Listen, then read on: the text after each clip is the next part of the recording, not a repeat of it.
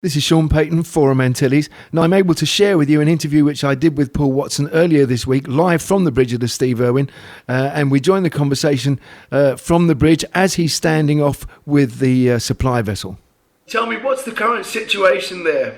Right now, the current situation is that we're with the Japanese supply vessel, the Sun Laurel, which we discovered yesterday, and we've found it before. It's been able to resupply or refuel the Japanese fleet.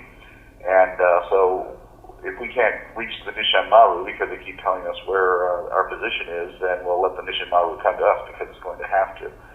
In the meantime, we've advised the captain of the Sun Laurel that refueling any vessel south of 60 degrees is unlawful according to the Antarctic Treaty, and he's agreed to move his ship north of 60 degrees, so he's doing that now.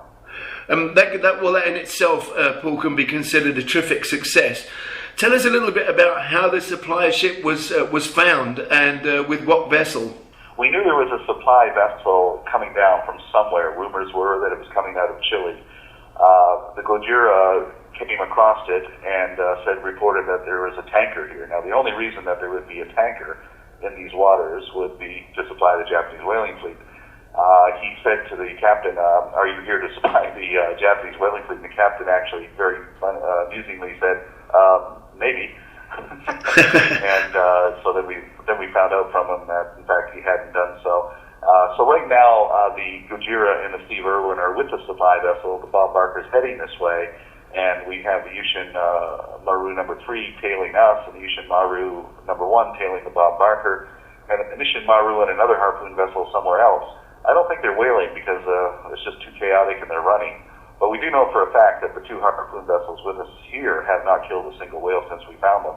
And with good reason to believe that no whales have been killed this season at all. That's absolutely fantastic news, of course. Absolutely no first blood spilled, and let's hope we keep it that way. Do you actually have a visual on the supply vessel from the Steve Irwin, Paul? Yes, so the supply vessel's right beside us, really. We're about a half-mile distance from them, and the Gojira's on the other side, and the Bob Barker will be here in a few hours. So we'll be staying with this supply vessel until it either leaves or the Nishan Maru is forced to come to us. So at this current time, we're talking about an international standoff. Yes, indeed, and it's now 2 weeks into January. They haven't killed any whales. They've only got until the middle of March, so we can hold them off 2 more months, and I think then we can certainly shut them down pretty solidly. Now, a lot of people support Sea Shepherd. It must cost a lot of money to keep the fleet out there. What is it costing Sea Shepherd on a daily rate to maintain this standoff, Paul? I think in our fuel costs and everything, it's between $15,000 and $20,000 a day. Wow, that's incredible. That's a good incentive for everybody to contribute towards Sea Shepherd.